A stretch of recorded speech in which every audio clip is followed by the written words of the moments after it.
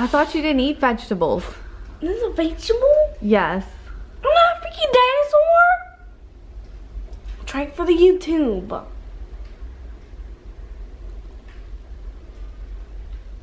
What do you think of it? Hold on. It's delicious. I'm glad you like it. Welcome back to my YouTube channel. We are going to get started on the next episode in our Thanksgiving menu series, and it is going to be for a delicious side dish that anybody can make. Very basic ingredients, but it is so delicious. We're going to be making smothered green beans as a side to go along with the other items that we are going to make for Thanksgiving. So before we get started, I would love it if you would hit the subscribe button, the notification bell. At the end of the video, you can comment, like it, share it, all that good stuff. This recipe for the smothered green beans is from my e-cookbook, Big Easy Keto, available on thatketolady.com. It has 63 of my own personal recipes in it. It's 12 bucks and it is so good. Also, as a side note, it is an e-cookbook, but you can print it after purchase if you would like. So with all of that being said, let's get cooking. Before we get started, I just want to go over the ingredients that we're gonna need for this side dish. The first thing, and it can't go wrong from here, is bacon. So I use the Members Mark bacon from Sam's. This comes in a 3-pack, and I wanna say it's $10 and some change. I love this bacon. I have no problems with it. It has no carbs in it, even though it does have trace amounts of sugar.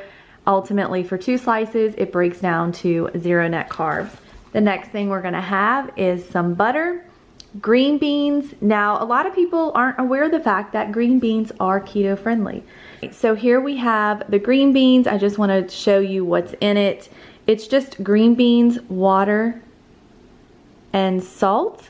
It's 2 net carbs per serving. And it doesn't matter what green beans you get. I picked these up at Target because they were on sale, and as long as the ingredients are fine, I'm fine with that.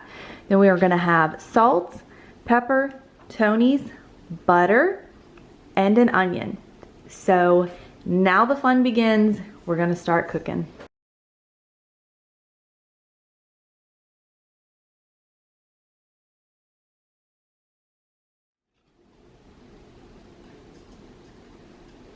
The next ingredient that we're going to need is bacon, and I'm gonna tell you how I chop up my bacon. Yes, these are sliced in half because I had them in a Ziploc bag.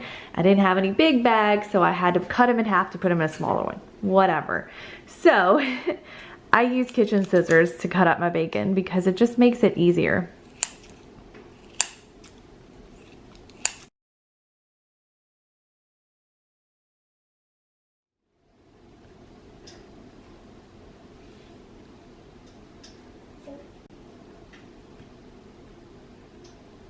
In my cast iron skillet, which by the way, I love cooking in my cast iron skillet. So as you can see, it has a little bit of a shine to it. That's because when I took it out of the cabinet just now, it looked a little bit kind of dull. But the way to keep your cast iron in good working order is to use it frequently. Don't let water just sit in it, and dry it. Whenever I'm finished, I will just wash it out with very hot water with a washcloth, and then I actually put it back onto the fire at a very low heat. You don't want to turn it on there and blast it because it will start peeling and cracking, but you want to do it over a low heat. Dry it gently just to make sure all of the pores of the cast iron are dried out, and then you want to store it. So let's start cooking. In my cast iron skillet, isn't this nice the way I have it all set on top of each other? I am such a professional. So I have 4 tablespoons of butter. This is salted butter. I only buy salted butter, and I have 1/4 cup of chopped onions. We're also going to add in our bacon.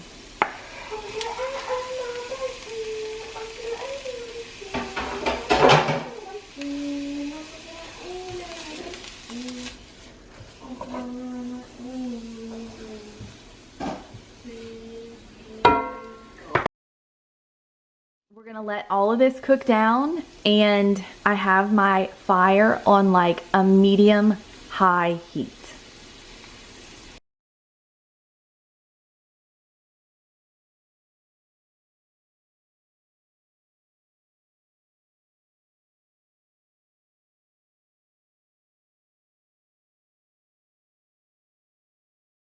Now and then, while this is cooking down, you just want to give it a good stir so that your bacon is cooking evenly and your onions are caramelizing on all sides. And then when it's about halfway done, you do not want everything to be totally cooked down. The next step that we're going to do is, you can see I have my green beans, and yes, they are drained. We're going to add those in.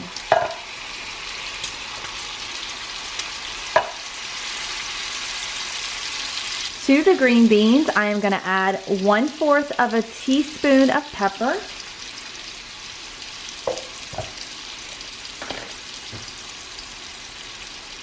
one-fourth of a teaspoon of salt,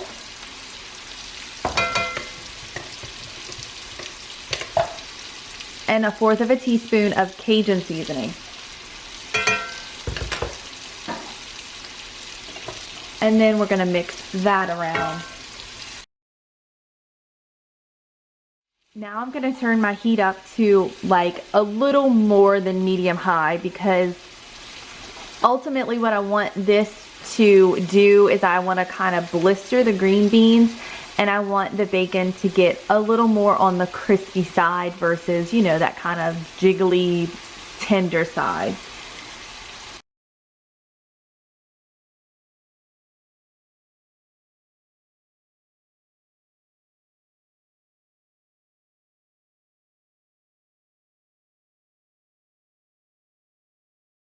If at this point it starts to stick to the bottom, no big deal. Just take your spoon or whatever you're using, and you just kind of, you know, just scrape it up. It's okay. That's what's supposed to happen.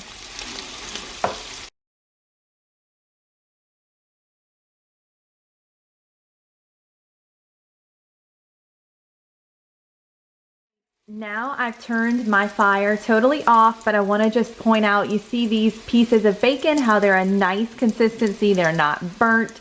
They have some nice crispy edges. And you can also see how the green beans are on the blistered side. This is where you want to stop. You don't want to take it any further. It's okay if it cooks a little bit with the residual heat, but that's it. Our smothered green beans are finished, and now we can just plate them up with all the other Thanksgiving goodies and enjoy the meal. That concludes today's video for our Thanksgiving menu series featuring smothered green beans. How easy was that, right? It was super easy. I hope y'all enjoyed the video. If you did, give me a thumbs up, but if you didn't, it's okay. You can give me a thumbs down. If you haven't checked me out on Instagram, go check me out on that platform. I'm Dat Keto Lady there as well, and I post daily on that platform with a lot of content.